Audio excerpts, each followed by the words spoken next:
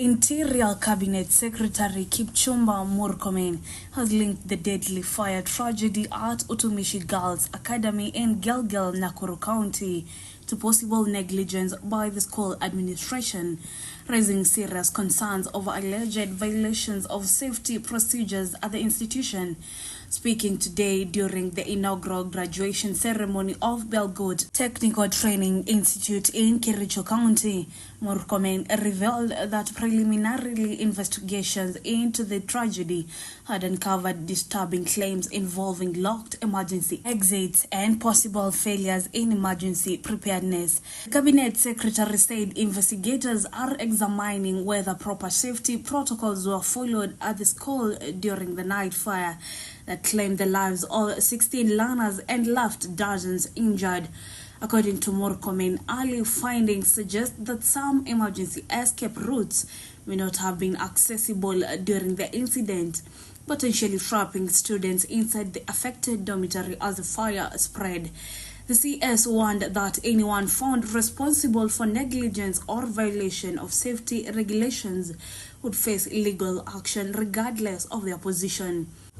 Murkomen said during his address that investigations are ongoing, and if there were negligence, those responsible will be held accountable.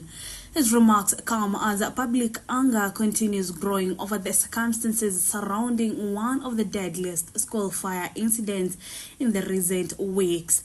The tragedy at Utumishi Girls Academy has shocked the country and reignited painful memories of past school disasters that previously exposed weaknesses in safety standards within boarding institutions. Murkomen comments regarding allegedly locked emergency exits immediately triggered national concern and renewed debate about student safety in Kenyan schools. Safety experts have repeatedly warned against locking emergency doors in boarding facilities, arguing that such actions can turn fires and emergencies into deadly disasters. If confirmed, the allegations could significantly influence the direction of ongoing investigations and possible criminal proceedings. The Interior CS said forensic teams, police investigators, and disaster response officers are continuing to gather evidence from the scene as authorities work to establish the exact cause of the fire. He assured families affected by the tragedy that the government would pursue accountability and ensure a thorough investigation. The possibility of safety breaches has already intensified pressure on both school management and education authorities to explain whether proper inspections and emergency preparedness measures had been conducted before the incident.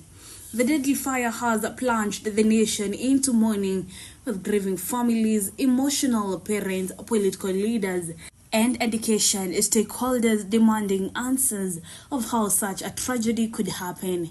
Many Kenyans have questioned whether lessons from previous school fire disasters were ever fully implemented across learning institutions. The incident has also triggered widespread criticism regarding disaster preparedness in boarding schools and the enforcement of safety regulations. Parents at Utumishi Girls Academy have spent the last 2 days demanding information about their children as investigations continue. Emotional scenes have repeatedly unfolded outside the school compound, with some parents accusing authorities of poor communication and delayed updates. Murkomen defended the government's response to the tragedy, insisting that security agencies and emergency teams acted immediately after receiving reports about the fire. The CS dismissed criticism from opposition leaders accusing the government of delayed response and negligence. He maintained that investigators are focused on establishing facts rather than responding to political pressure. According to Murkomen, the government is determined to uncover the truth behind the tragedy and ensure such incidents do not happen again.